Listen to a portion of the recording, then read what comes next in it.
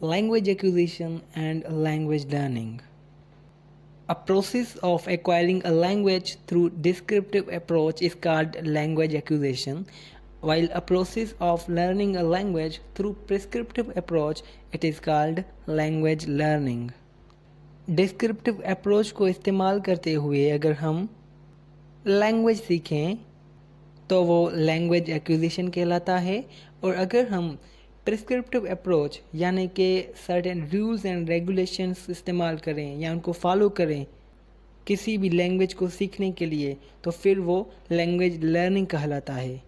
Well, you may be thinking that why I am telling you these definitions at the very beginning of the video. So the sole purpose behind this is to introduce these terms at the very beginning. So if once you understood these terms from the very get-go, then you will understand the rest of the video.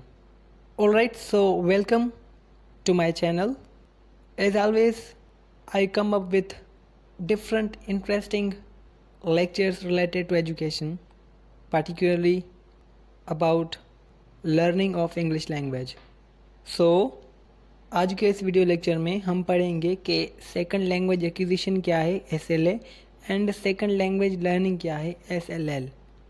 मगर यहाँ पे एक चीज़ मैं clear करता चलूँ कि second language acquisition या second language learning को एक्सप्लेन करने से पहले हम फर्स्ट लैंग्वेज को भी देखेंगे, और उसमें हमारा इतना टाइम नहीं लगेगा क्योंकि उसका आइडिया होने से ही हमें सेकंड लैंग्वेज एक्विजिशन या फिर सेकंड लैंग्वेज लर्निंग को कंप्रहेंड करने में काफ़ी हेल्प मिलेगी. सो एज़ प्रीवियसली मैंने एक्विजिशन एंड लर्निंग तो आपको एक्सप्लेन कर दिया है कि लैंग्वेज एक्विजिशन क्या थी, लैंग्वेज लर्निंग क्या थी.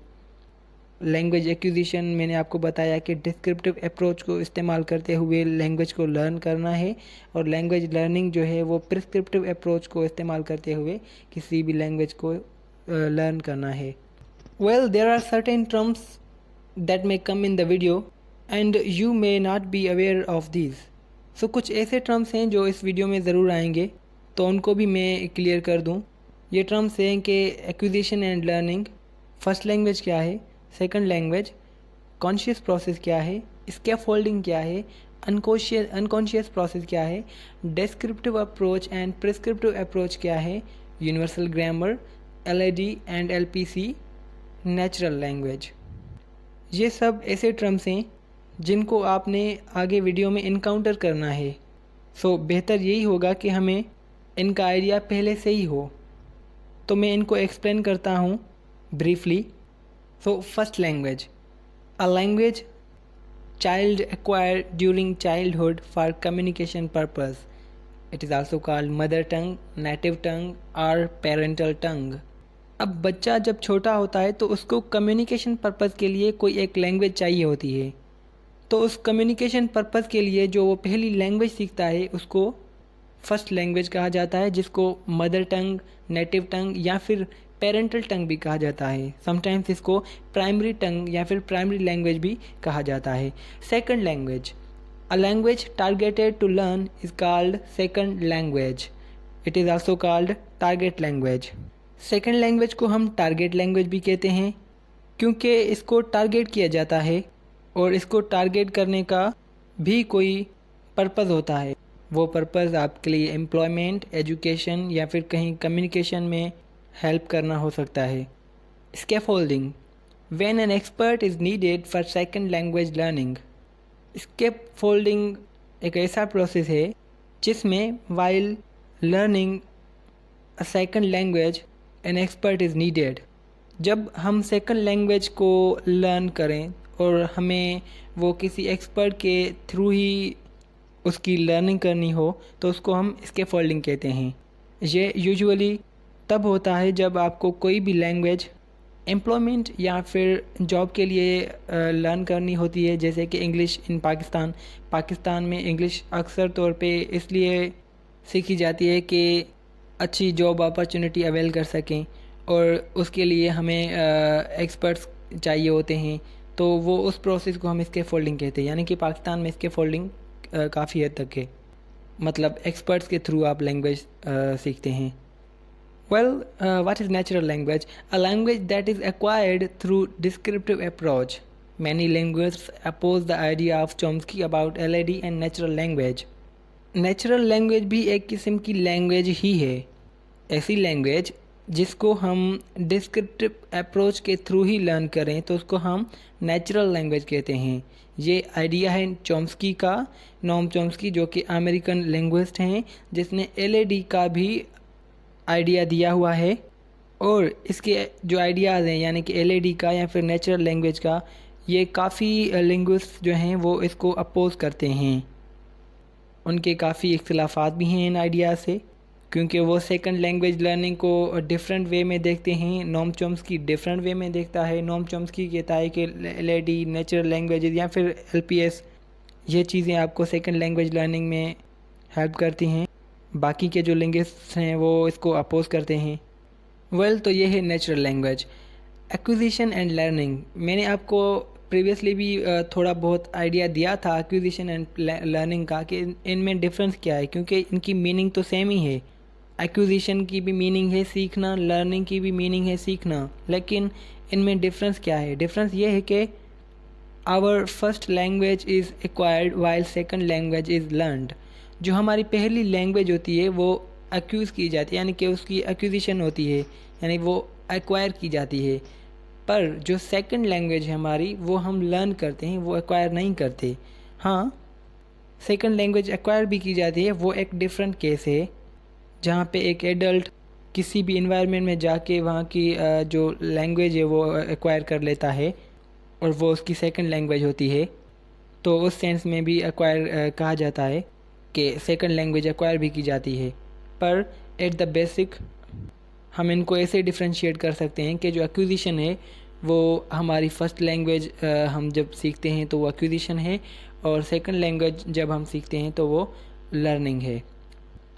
अनकॉन्शियस प्रोसेस क्या है? A process of learning language automatically without external guide.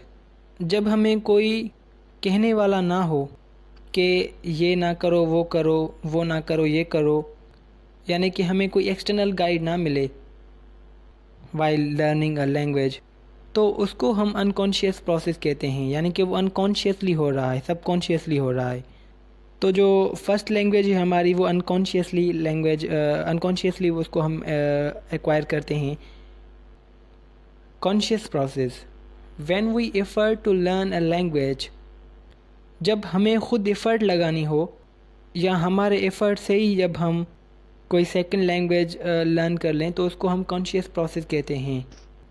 So conscious process means an effort asking process for learning a second language.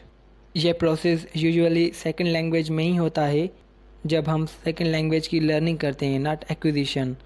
जब लैंग्वेज लर्निंग की जाती है, सेकंड हो या फिर आपकी कोई भी लैंग्वेज हो, तो उस टाइम जो आपका प्रोसेस होता है वो कॉन्शियस प्रोसेस होता है, यानी कि आपको मेंटोर की भी नीड होती है, इसके फोल्डिंग भी होती है।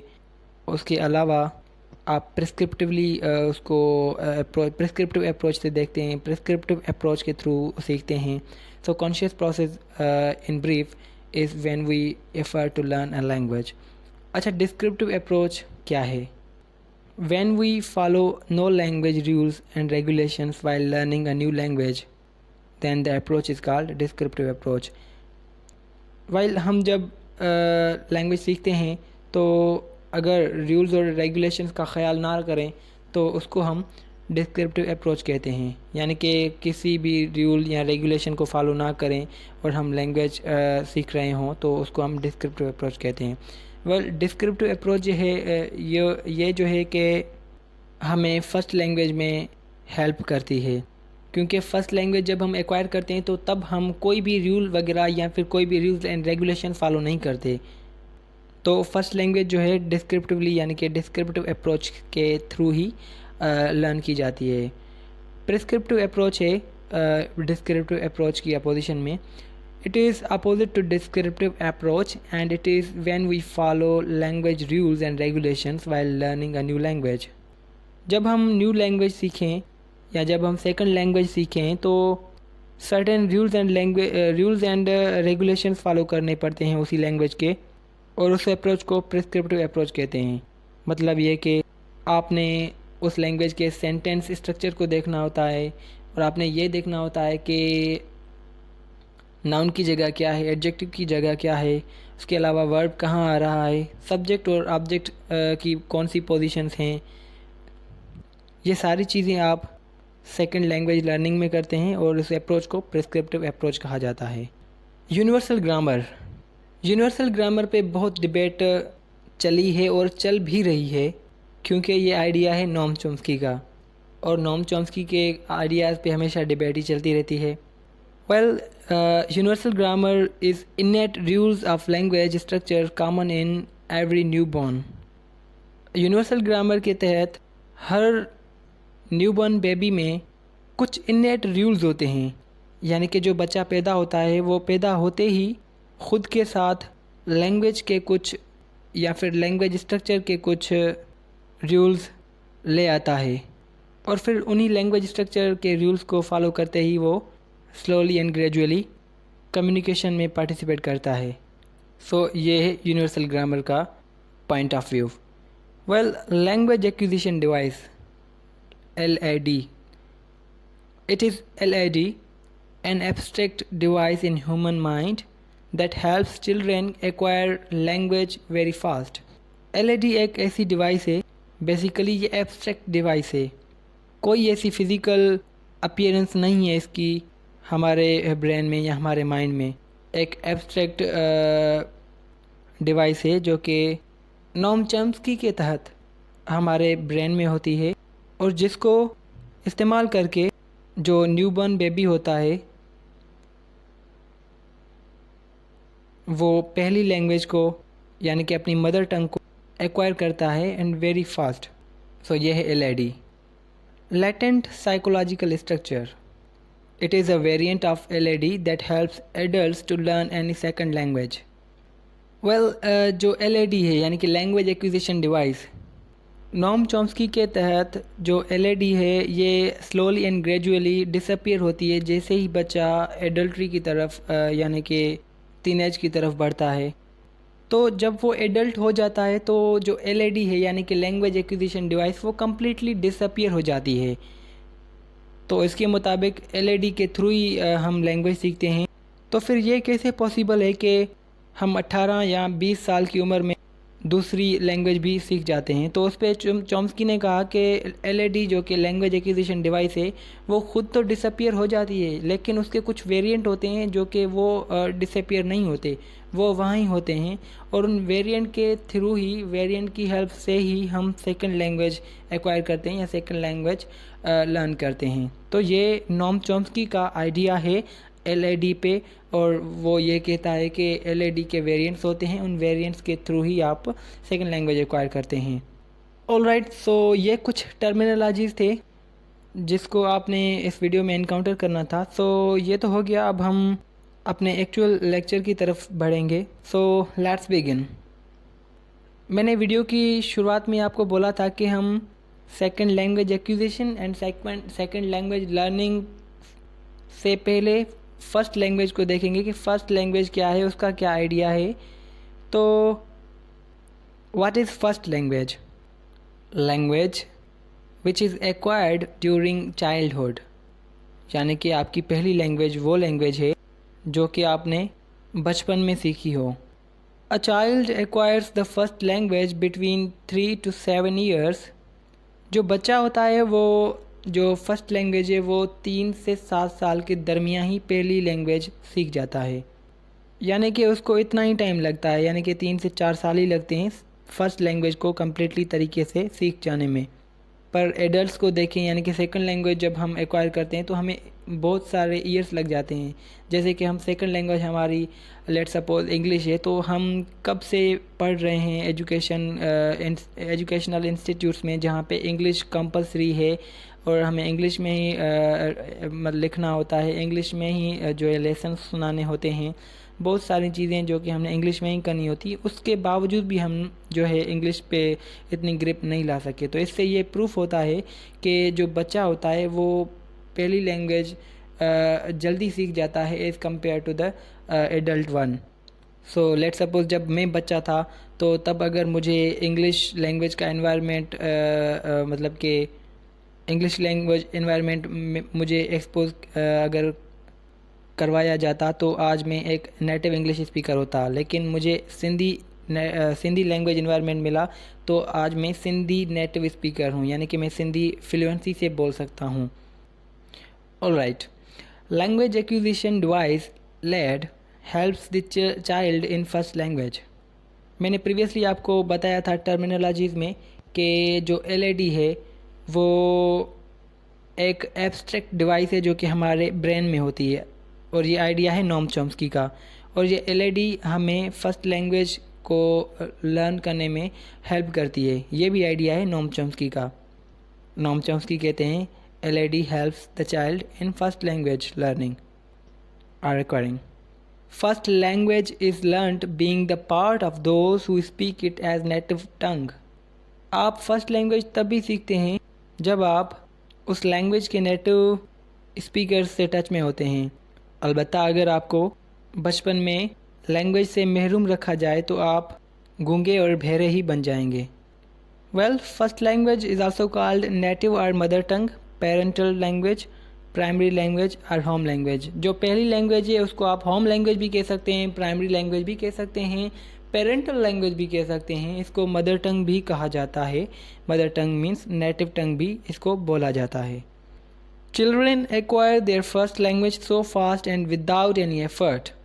बच्चे अपनी पहली लैंग्वेज बगैर किसी एफर्ट के और जल्दी में सीख जाते हैं। ये क्यों? अगर इसको एलईडी यानी कि लैंग्वेज एक्विजिशन डिवाइस के पर्सपेक्टिव से देखा जाए तो ये इसलिए क्योंकि उनके पास एलईडी की अवेलेबिलिटी होती है, वाइल जब वो एडल्ट हो जाते हैं तो एलईडी डिसअपीयर हो जाती है। इसलिए अगर एलईडी हमारे पास तब भी हो जब हम एडल्ट हों तो फिर जो सेकंड लैंग्वेज है उसको भी हम जल्दी से सीख पाएंगे। All children take equal time period for first language acquisition. जो पहली लैंग्वेज की एक्विजिशन होती है वो हर एक बच्चा इक्वल टाइम पीरियड लेता है उसको सीखने में। But the question is, if first language acquisition is so straightforward, then why is a second language learning so difficult? मगर मतलब सवाल ये बनता है कि अगर आप फर्स्ट लैंग्वेज इतनी जल्दी से सीख जाते हैं तो सेकंड लैंग्वेज लर्निंग में आपको इतना टाइम क्यों लगता है? तो आंसर इसका सिंपल ये एलईडी वाला ही है कि भाई आप जब फर्स्ट लैंग्वेज सीखते हैं तो तब आपका जो माइंड है वो एक एम्प्टी स्लेट होता है, मतलब वो खाली होता है। तो उस टाइम आपके पास एलईडी भी होता है यानी कि लैंग्वेज एक्विजिशन डिवाइस, और उसकी मदद से आप लैंग्वेज को जल्दी से सीख लेते हैं। वाइल जब आप बड़े हो जाते हैं 20 साल की उम्र में या फिर एडल्ट जब हो जाते हैं और आप कोई भी और लैंग्वेज सीखने की कोशिश करते हैं तो आपको बहुत सारा टाइम लगता है, और उसकी वजह यही होती है कि आपके पास एलईडी नहीं होती और आपके पास ऑलरेडी एक जो लैंग्वेज है वो अवेलेबल होती है, जिसको छोड़ के अगर आप जो दूसरी लैंग्वेज सीखना चाहते हैं वो सीखेंगे तो वो आपके लिए एक बैरियर बनती है। जैसे कि अगर मैं इंग्लिश बोलना स्टार्ट करूं तो 2-4 मिनट के बाद शायद ऐसा टाइम आए कि मैं इंग्लिश से सिंधी या फिर उर्दू में शिफ्ट हो जाऊं, क्योंकि ये एक बैरियर बनेगी मेरे लिए। सो अगर हम बचपन में ही सिंधी और इंग्लिश को साथ में सीखें तो पॉसिबल है आप वो दोनों सीख सकते हैं बचपन में, क्योंकि आपके पास एलईडी अवेलेबल होती है। वेल, अब हम देखेंगे कि सेकंड लैंग्वेज क्या है। What is second language? Any language other than mother tongue और parental tongue is second language, says Rod Ellis. Rod Ellis कहता है कि कोई भी लैंग्वेज आपकी मदर टंग या फिर पेरेंटल टंग के अलावा सेकंड लैंग्वेज कहलाती है। Second language is typically an official और societally dominant language needed for education, employment and other basic purposes. Well, second language learning के लिए हमारे पास एक पर्पज़ होता है कि भाई कोई स्पेसिफिक पर्पज़ है, उसके लिए ही हम जो है सेकंड लैंग्वेज लर्न कर रहे हैं या फिर एक्वायर कर रहे हैं। क्योंकि कम्युनिकेशन पर्पस तो आपके पास मतलब कि ऑलरेडी फर्स्ट लैंग्वेज है, आप उसको यूज़ करके अपने फीलिंग्स, डिज़ायर्स, इमोशंस शेयर कर सकते हैं। बट मे बी जॉब के लिए या फिर एम्प्लॉयमेंट के लिए आपको दूसरी लैंग्वेज सीखनी पड़े, तो इसलिए आप सेकंड लैंग्वेज सीखते हैं। और वो लैंग्वेज या ऐसे भी हो सकता है कि वो लैंग्वेज ऑफिशियल हो आपकी कंट्री में, या फिर वो आपकी सोसाइटी में डोमिनेंट हो, तो उसके लिए आपके लिए लाजमन बनता है कि आप उसको सीखें। सेकंड लैंग्वेज और फ़ॉरेन लैंग्वेज में कुछ ऐसा डिफरेंस है कि foreign language is not second language. जो फ़ॉरेन लैंग्वेज है वो सेकंड लैंग्वेज नहीं है। It is one that is not used in learners surrounding but might be used for future travel. जो फ़ॉरेन लैंग्वेज है वो सेकंड लैंग्वेज नहीं है, पर फ़ॉरेन लैंग्वेज ऐसी लैंग्वेज है जो आपको शायद फ्यूचर में कहीं पे ट्रैवल करते हुए काम आ जाए। जैसे कि अगर लेट सपोज़ पाकिस्तान है, तो पाकिस्तान में आप कहीं पे भी चले जाएं उर्दू आप बोल सकते हैं। लेकिन अगर आप डेनमार्क या ब्रिटिश या फिर अमेरिका जैसे रीजन्स में चले जाएं, तो वहाँ पे आपको इंग्लिश ही इस्तेमाल करनी होती है। तो इंग्लिश आपकी फ़ॉरेन लैंग्वेज भी हो जाती है। सो ये तो था सेकंड लैंग्वेज। लेकिन सेकंड लैंग्वेज एक्विजिशन क्या है? What is second language acquisition? Please keep in your mind that second language acquisition और सेकंड लैंग्वेज लर्निंग में डिफरेंस है। डिफरेंस प्रीवियसली मैंने आपको बता दिया है और इनको मज़ीद भी हम देखेंगे। So what is SLA, second language acquisition? SLA basically short form है सेकंड लैंग्वेज एक्विजिशन का। Second language acquisition is a सब फील्ड ऑफ अप्लाइड लिंग्विस्टिक्स। ये जो सेकंड लैंग्वेज एक्विजिशन है SLA, ये अप्लाइड लिंग्विस्टिक्स की सब फील्ड है। बहुत पहले तो इसको अप्लाइड लिंग्विस्टिक्स में ही पढ़ा जाता था, लेकिन क्योंकि इस पे बहुत सारे लिंग्विस्ट्स ने काम किया, बहुत सारी डिस्कवरीज हुई, तो इसलिए इसको एक अलग से सब फील्ड करार दिया गया अप्लाइड लिंग्विस्टिक्स की। A process of learning a second language unconsciously as an adult with the help of society or surrounding। ये जो सेकंड लैंग्वेज एक्विजिशन है, ये एक ऐसा प्रोसेस है जिसमें एडल्ट किसी भी लैंग्वेज को सराउंडिंग या सोसाइटी की हेल्प से ही सीखता है। अब मैं एडल्ट क्यों कह रहा हूँ? क्योंकि आप एडल्ट बन गए हैं तभी आप सेकंड लैंग्वेज सीख रहे हैं। क्योंकि आप जब चाइल्ड थे या फिर आप जब बच्चे थे तो आपको फ़र्स्ट लैंग्वेज की ज़रूरत थी। अब आप एडल्ट बन गए हैं तो आपको सेकंड लैंग्वेज की नीड है। और मे भी सेकंड लैंग्वेज आप जो सीख रहे हैं उसके बहुत सारे पर्पसेस हों, लेकिन वो आप मोस्टली जो है सोसाइटी या फिर सराउंडिंग से ही सीखते हैं। लेट सपोज़ आप एक वर्कर हैं और आप दुबई चले जाते हैं, तो दुबई आप चले गए, आप वहाँ पे उर्दू नहीं बोल सकते क्योंकि वहाँ पे आपने अरबिक इस्तेमाल करनी है।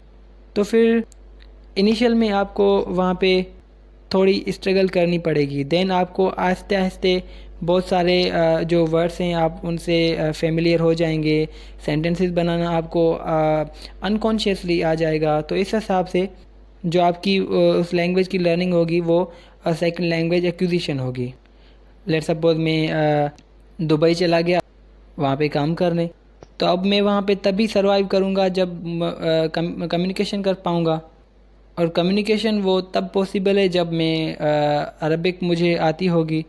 तो मैं कोशिश करूँगा कि मैं अरबिक वहाँ पे सीखूँ। तो फिर स्लोली एंड ग्रेजुअली मैं एफ़र्ट करूँगा कि जो वर्ड्स हैं उनको समझूं, फिर सेंटेंसेस कैसे बना रहे हैं वो समझूं। तो कुछ अरसे के बाद वो आपको ऑटोमेटिकली आप को चीज़ें समझ आ जाती हैं कि उस लैंग्वेज में कौन से वर्ड की क्या मीनिंग है, कौन से सेंटेंस की क्या मीनिंग है। तो ये सारी चीज़ें फिर आपको हेल्प करती हैं सेकंड लैंग्वेज एक्विजिशन में। Every additional language is called a second language even though it may actually be the third, fourth or 10th to be acquired।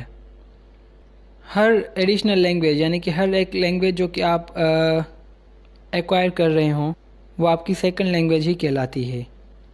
भले ही आपको पहले से 3, 4, 5 या 10 लैंग्वेजेस ही क्यों ना आती हों, उसके बावजूद भी जो आप एक न्यू लैंग्वेज या एडिशनल लैंग्वेज सीखने जा रहे हैं वो आपकी सेकंड लैंग्वेज कहलाएगी। इसका एग्जांपल ऐसे है कि लेट सपोज़ मुझे 5 लैंग्वेजेस ऑलरेडी आती हैं लेकिन मुझे स्पेनिश नहीं आती। तो जब मैं अब स्पेनिश सीखूंगा तो वो मेरी सेकंड लैंग्वेज होगी, सिक्स्थ लैंग्वेज नहीं होगी। All right, so it is commonly called a target language. इसको टारगेट लैंग्वेज भी कहा जाता है। इसको टारगेट लैंग्वेज भी कहा जाता है क्योंकि ये टारगेटेड होती है कि भाई ये हमने सीखनी है, that is why it is target language. The scope of SLA includes informal L2 learning that takes place in naturalistic contexts and formal L2 learning that takes place in classrooms and L2 learning that involves mixture of these settings and circumstances। अब जो second language acquisition है उसका scope ये है, या फिर जो second language acquisition है वो इतनी फैली हुई है कि उसकी आप इनफॉर्मल लर्निंग भी कर सकते हैं और फार्मल लर्निंग भी कर सकते हैं। जो इनफॉर्मल लर्निंग है यानी कि सेकंड लैंग्वेज की, वो आप नेचुरलिस्टिक कॉन्टेक्स्ट में कर सकते हैं, यानी कि उसमें नेचुरलिस्टिक कॉन्टेक्स्ट में आपकी सराउंडिंग हो गई, सोसाइटी हो गई, तो वहाँ पे आप लैंग्वेज वो इनफॉर्मली इस्तेमाल भी करेंगे, इनफॉर्मली आप सुनेंगे भी सही दूसरे लोगों से, तो वो सारी की सारी इनफॉर्मल वे में मतलब कि कम्युनिकेशन पॉसिबल है कि वो हो।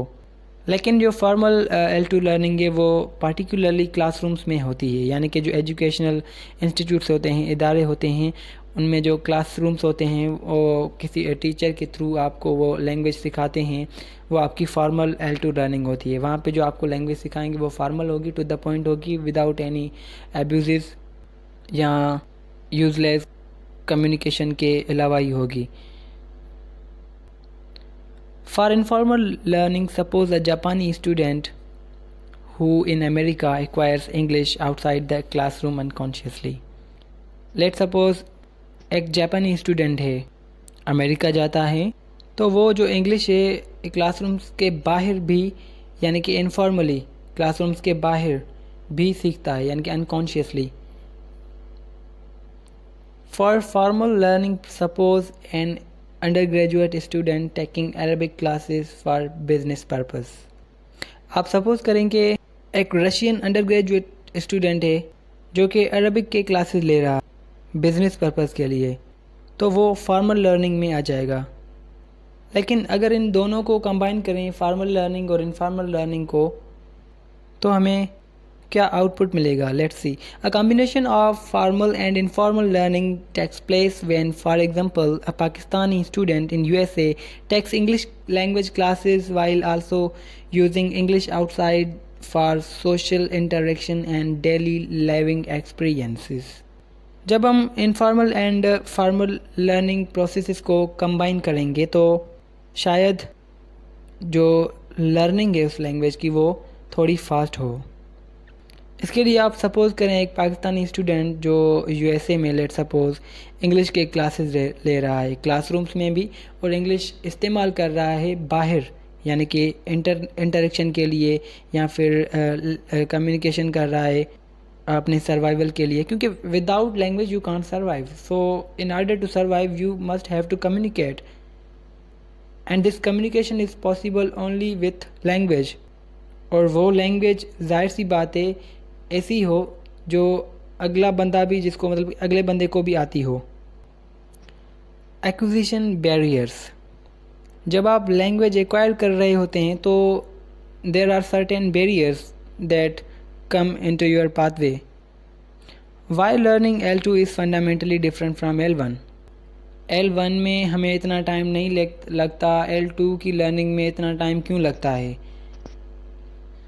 वेल, दो पॉसिबिलिटीज़ हो सकती हैं कि interacting inconsistently and availability of L1 for communication.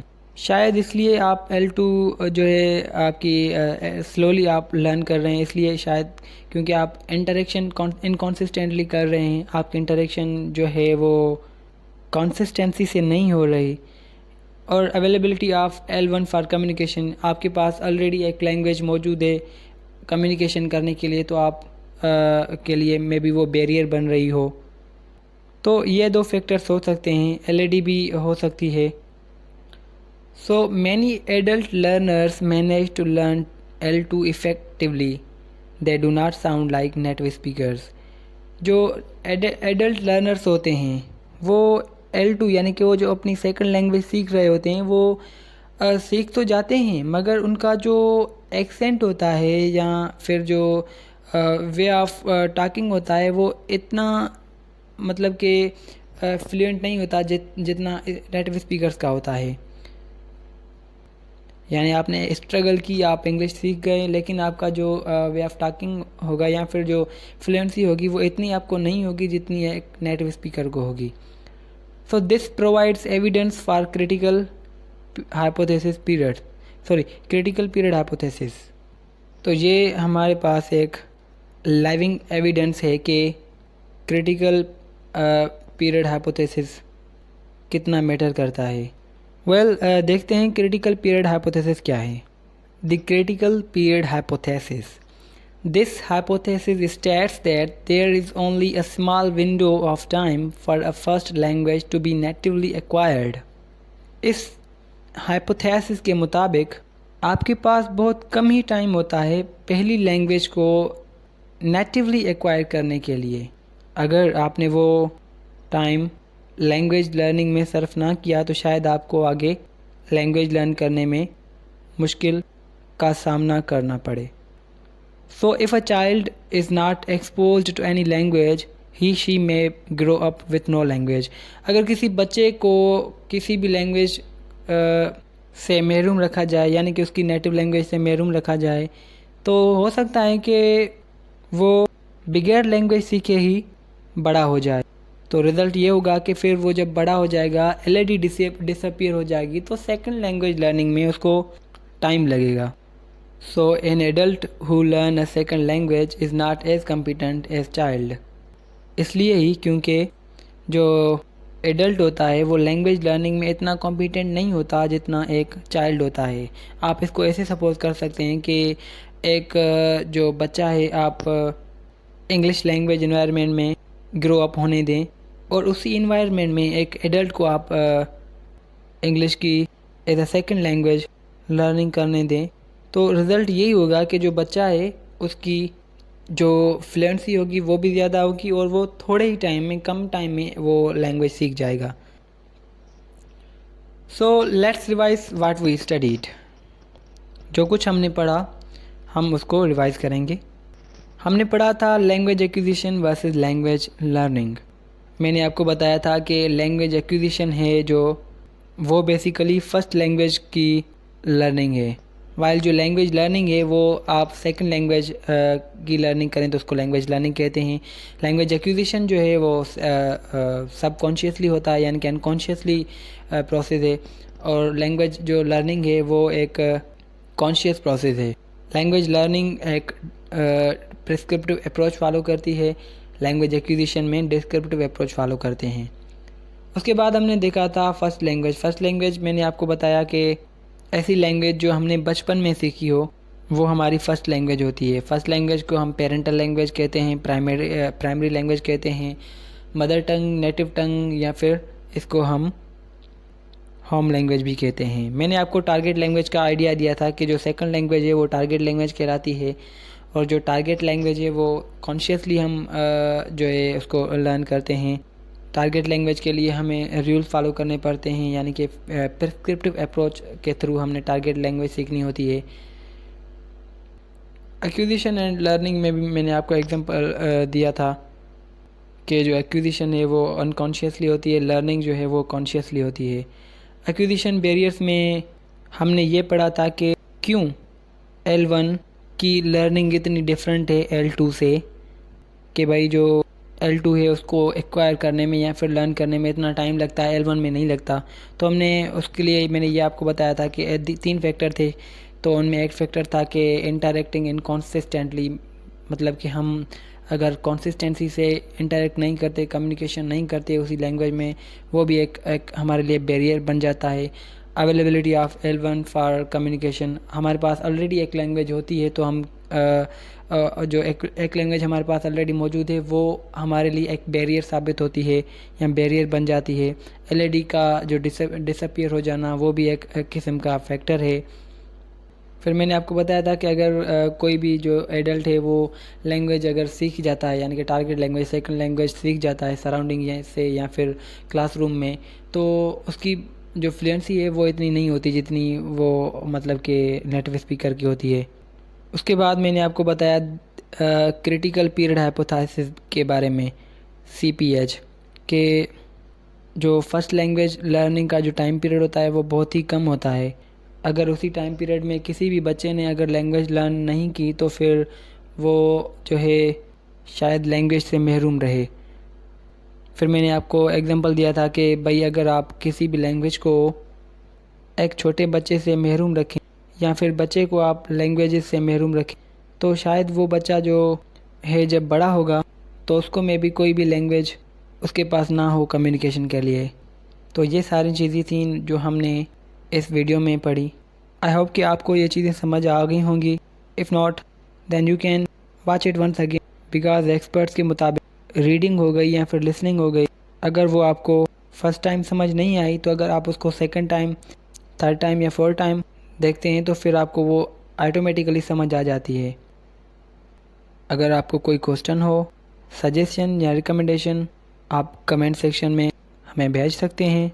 Description एक मरतबा लाजमी पढ़िएगा क्योंकि you may find some relevant links.